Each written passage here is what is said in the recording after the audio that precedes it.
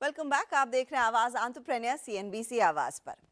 2023 का साल भले ही भारतीय स्टार्टअप्स के लिए फंडिंग के लिहाज से एक ठंडा साल रहा हो, लेकिन ये नया साल 2024 का उम्मीदों से भरा है।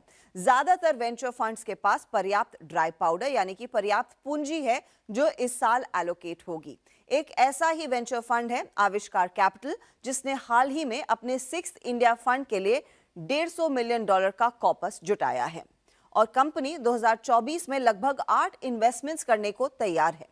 मेरे साथ जुड़ रहे हैं आविष्कार ग्रुप के फाउंडर और आविष्कार कैपिटल के मैनेजिंग पार्टनर विनीत राय।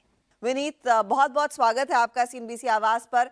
पहले तो नए साल की ढेरों शुभकामनाएं। आई एम श्योर 2024 से कई सारी एक्सपेक्टेशन है पूरे इकोसिस्टम की, लेकिन आप बताइए आविष्कार में लोग किस चीज को लेकर ज्यादा उत्साहित है 2024 की जब बात आती है? बहुत बहुत बहुत सबको नववर्ष की शुभकामनाएं। जब 2023 की शुरुआत हुई थी तो बहुत सारी चीजें जो थी हम लोग को डरा रही थी। ग्लोबल रिसेशन लग रहा था कि we will be facing global recession. Inflation जो था किसी के कंट्रोल में नहीं था और इंटरेस्ट रेट जो है रेजिम बहुत टाइटन हो रही थी सब जगह पे। 2024 में ना, जैसे हम 2024 में आ रहे हैं तो ग्लोबल रिसेशन जो है वो करीब करीब हमारी निगाहों से दूर जा चुका है। वी कैन क्लियरली से कि रिसेशन नहीं होगा। जो इन्फ्लेशन साइकिल्स हैं वो टेम हो गई है और जो tightening of interest rate regimes है वो भी अब कम होते हुए दिखाई दे रही हैं।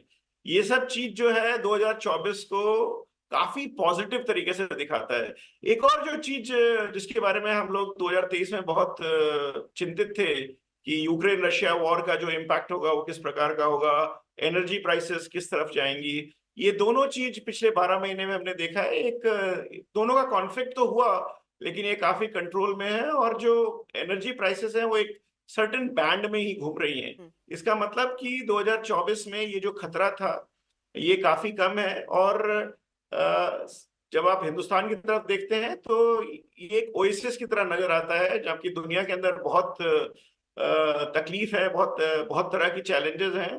पिछले 2 क्वार्टर में जीडीपी ग्रोथ जो है वो बहुत ही सकारात्मक रही है और जो हम लोग देख रहे हैं और generally government of India, reserve bank of India, chief economic adviser, इन सबके plus international monetary fund and world bank के भी जो प्रेडिक्शंस हैं वो इंडिकेट कर रहे हैं कि इंडिया का ग्रोथ जो है बेटर होगा। We are also entering into a politically unstable cycle with the hope that there will be a stable regime. हम लोग इलेक्शन ईयर में हैं, so there are many things that are turbulent, but there are many things which are very positive. बहुत बहुत positive हैं। so इन सब के मद्देनजर रखते हुए हमारा इंटरेस्ट, आविष्कार का जो इंटरेस्ट है जो कि इम्पैक्ट सेक्टर्स कहलाते हैं, फाइनेंशियल सर्विसेज एक सेक्टर जो कि कोविड के मार के बाद बहुत समय से टर्बुलेंट था, मेरे हिसाब से बहुत एक्साइटिंग सेक्टर होगा। एग्रीकल्चर एल नीनो के इफेक्ट के कारण रेनफॉल्स की चैलेंजेस के बावजूद मेरे हिसाब से एक एक्साइटिंग सेक्टर रहेगा।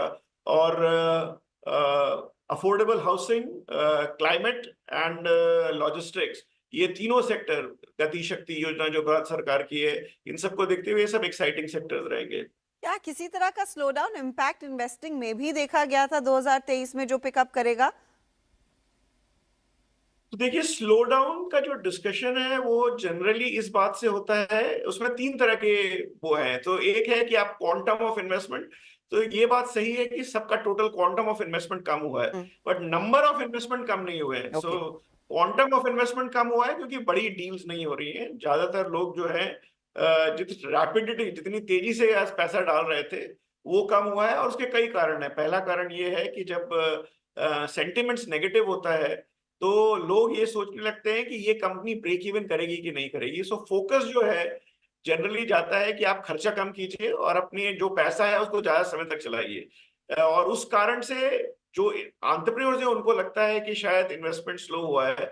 इन रियलिटी एक्चुअली में हम लोग सबके पास काफी इन्वेस्टमेंट कैपिटल रहता है और जनरली हमारा इन्वेस्टमेंट कैपिटल लॉन्गर होराइजन का होता है। तो हम लोग 4-5 साल तक पैसा लेके बैठे रहते हैं पैसा डालने के लिए। 2023 में जो स्लो डाउन हुआ था वो इसलिए हुआ था क्योंकि इन जेनरिक टर्म्स के अंदर वैल्यूएशन बहुत ज्यादा बढ़ गए थे और उसको नीचे वो नीचे आए हैं, करेक्शन, उसको करेक्शन कहते हैं। और ये करेक्शंस के बाद इन्वेस्टमेंट्स का जो एक्सपेक्टेशंस है वो continue to be quite solid. So मेरे हिसाब से 2023 में जो आपने स्लोनेस देखी थी वो 2024 में नहीं दिखेगी, क्योंकि हम लोग कभी भी 12 से 18 महीने तक स्लो नहीं रह सकते। जी हाँ, ऑफ कोर्स। और आप लोगों के पास इतना पर्याप्त ड्राई पाउडर पड़ा है, उसको तो एलोकेट करना पड़ेगा। इनफैक्ट आपने भी अपना 6th फंड हाल ही में क्लोज किया है। अ, मुझे एक अंदाजा दीजिए, इसमें भारतीय निवेशकों का कितनी भागीदारी थी? कितना आप पैसा इंटरनेशनल इन्वेस्टर्स से रेज कर पाए हैं? और इंटरनेशनल इन्वेस्टर्स की तरफ से क्या आपको लग रहा है 2024 में भारत में पैसे डालने के लिए अब ज्यादा क्यूरियोसिटी, ज्यादा ईगरनेस रहेगी? मैं एक दो चीज बहुत क्लियर करना चाहूंगा। आविष्कार की जो शुरुआत हुई थी 2001 में हुई थी, और हम जनरली इंटरनेशनल पैसा रेज करते थे, इंडिया से पैसा रेज नहीं करते थे।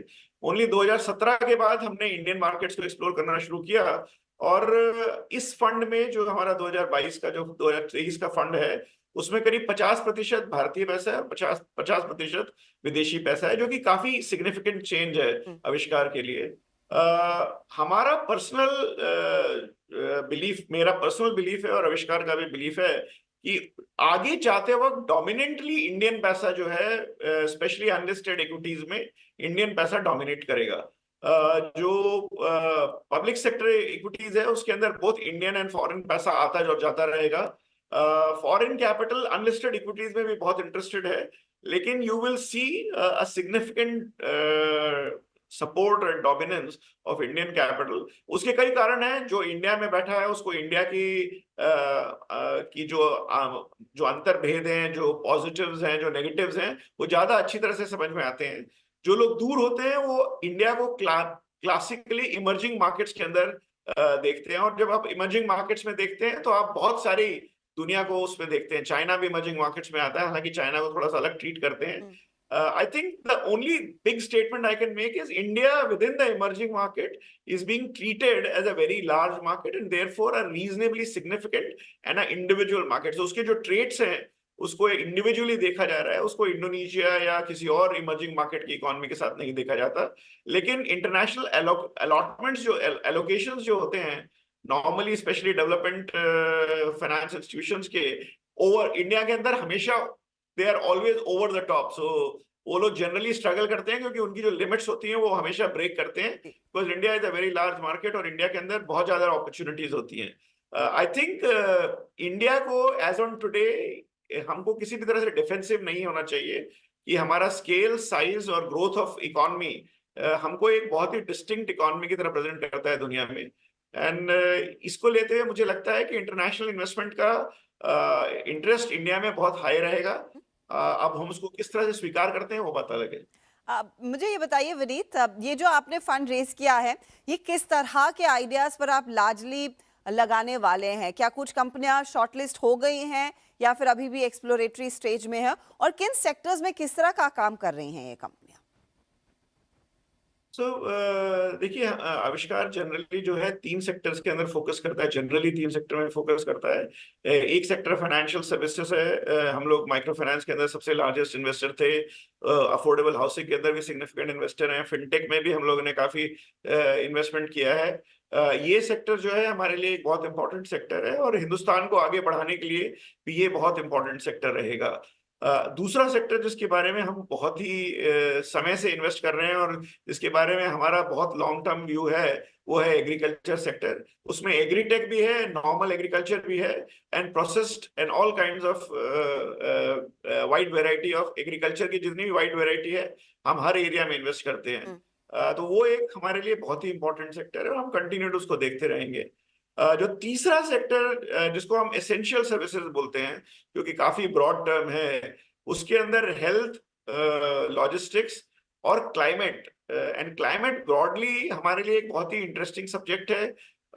उसका एक एरिया है natural resource based bio sequestration, जिसके अंदर या तो हम एक फंड लॉन्च करने वाले हैं या फिर हम उसके अंदर एक अपनी खुद की कंपनी लॉन्च करेंगे। उसमें हम काफी एडवांस्ड है, पर वो इस फंड से अलग है। बट क्लाइमेट टेक के अंदर हम लोगों ने एक कंपनी है जो कि ग्रीन हाइड्रोजन में काम करती है, उसका नाम न्यू ट्रेस है, जो कि हाई एंड टेक्नोलॉजी है for membraneless green hydrogen production. और ये जो है बहुत ही कटिंग एज टेक्नोलॉजी है given the importance of green hydrogen. So इस तरह की कंपनियों की तरफ हम कंटिन्यूअसली इंटरेस्ट दिखा रहे हैं और climate tech will continue to be a very important sector for Aavishkaar also. In fact 2023 में हमने देखा था जो एक शाइनिंग लाइट आई थी वो या तो स्पेस टेक था या फिर क्लाइमेट टेक था। मैं आपसे एक और सवाल पूछना चाहूंगी विनीत, इस पर्टिकुलर फंड से मैं ये भी पढ़ रही थी कि आप लोग ऐसी कुछ पाइपलाइन तैयार कर रहे हैं जो आगे जाकर आपको एग्जिट देगी, पी इन्वेस्टमेंट्स को इंक्लूड करेगी और शायद पब्लिक लिस्टिंग की तरफ भी बढ़ेगी। आविष्कार के पूरे पोर्टफोलियो में जो रीसेंट लिस्टिंग थी वो उत्कर्ष स्मॉल फाइनेंस बैंक था। इस तरह की क्या कुछ और आइडियाज पक गई हैं जहां पर एक अच्छा एग्जिट मिल सकता है जो शायद पब्लिक मार्केट की तरफ भी जाएंगी? सो हमारे आविष्कार ने अभी तक 4 कंपनियों को जीरो से लेके लिस्टिंग तक इन्वेस्टमेंट किया है। उत्कर्ष, सूर्योदय, क्रेडिट ग्रामीण, इक्विटास, इन 4 कंपनियों के अंदर हम लोग पहले इन्वेस्टर थे। हालांकि उसमें सूर्योदय और क्रेडिट ग्रामीण में हम थोड़ा सा पहले एग्जिट कर गए थे, आईपीओ तक नहीं रुके थे, लेकिन ये 4 कंपनियां जो है हमने जीरो से शुरू की थी, जो आईपीओ की हैं। हमारे पाइपलाइन में अभी जो कुछ हमारी करंट इन्वेस्टी हैं उसमें से 3-4 कंपनियां ऐसी हैं जिनको हम देख रहे हैं जो आईपीओ के लिए जाएंगी, और कुछ नई कंपनियां जो हम देख रहे हैं उनका भी आईपीओ हमको लगता है इस फंड की लाइफ साइकिल में ही हो जाएगा। तो मेरा अंदेशा है कि आविष्कार करीब 10 से 12 कंपनियों को आईपीओ तक ले जाएगा, जिसमें वो पहला या दूसरा इन्वेस्टर रहा है। और ये जो है हम लोग की बहुत ही सोच विचार की गई स्कीम है। और क्योंकि हम लोगों को अब इतना एक्सपीरियंस हो चुका है 4-5 आईपीओ करने के बाद, हमको लगता है कि हम कंपनियों को हेल्प कर सकते हैं वहां ले जाने के लिए। हमको लग रहा है एग्रीकल्चर या एग्रीटेक के अंदर 1 या 2 कंपनियां हम लोग ले जा सकते हैं। फाइनेंशियल सर्विसेज में कम से कम 2 कंपनियां हम लोग को लगता है आईपीओ में ले जा सकते हैं। एक कंपनी जो अभी थोड़ी सी छोटी है, लेकिन हमको लगता है लॉजिस्टिक्स में भी हम शायद एक कंपनी को आईपीओ के लिए ले जा सकेंगे अगले 4 से 5 साल। मैं वही मेरा अगला सवाल इसी से जुड़ा हुआ था कि अब तक जो भी एग्जिट्स आपको मिले हैं, जो पब्लिक लिस्टिंग हुई हैं, वो प्राइमरीली स्मॉल फाइनेंस बैंक थे और वहां पर क्योंकि एक भूमिका बन गई है कि पब्लिक मार्केट्स उनको इजीली अब्सॉर्ब करते, तो वहां पर मौका मिला। क्या ये साल एक बेहतर साल ओवरऑल सेक्टर के लिए रह सकता है इन टर्म्स ऑफ, चाहे वो एग्री टेक कहें या फिर आगे चलकर क्लाइमेट टेक कहें? क्या आपको लग रहा है वो इम्पैक्ट, अच्छा इम्पैक्ट क्रिएट करने वाली कंपनियों के लिए भी जगह है पब्लिक मार्केट्स में? उतना मार्केट डेवलप हो रहा है और it's still further 5 years ahead? तो देखिए 2024 के अंदर कई चीजें होने वाली हैं, जैसे कि इलेक्शन होने वाला है और उस इलेक्शन के बाद जनरल बिलीफ है कि पब्लिक मार्केट्स जो है उनका परफॉर्मेंस काफी ऊपर तक जाने वाला है। नाउ ये जो चीजें हैं, it is very difficult to time a market, so बहुत मुश्किल होगा ये कहना कि इस साल में ही हम लोग कोई लिस्टिंग ला पाएंगे या ले सकेंगे जो कि एग्रीकल्चर या एग्रीटेक या वेस्ट मैनेजमेंट या किसी और तरह की कंपनी में होगा। मेरे को लगता है कि उसके लिए शायद हमको 1-2 साल और वेट करना पड़ेगा। लेकिन अगर 2024 नहीं तो 2025 या 2026 में आप इस तरह की कंपनियों का लिस्टिंग देखेंगे जो कि ना कि इन्वेस्टर को अच्छा रिटर्न देगी, बट हिंदुस्तान के जो निचले तबके के इंसान हैं उनकी मदद भी करेगी, उनको भी आगे बढ़ाएगी। इनफैक्ट यही एक चीज थी जिसका इंतजार मेरे ख्याल में आप जैसे निवेशकों का को बरसों से है कि कब हमारी कंपनी को एक्चुअल जो इम्पैक्ट डेफिनेटली क्रिएट करती है, काफी बदलाव लोगों की जिंदगी में लाती है, क्या वो निवेशकों को भी उतने ही रिटर्न देगी? On that note Vineet Rai, बहुत बहुत शुक्रिया हमारे लिए समय निकालने के लिए। Wish you a very happy 24 and I look forward to all those exits जो आविष्कार की तरफ से आएंगे। नमस्कार, थैंक यू सो मच।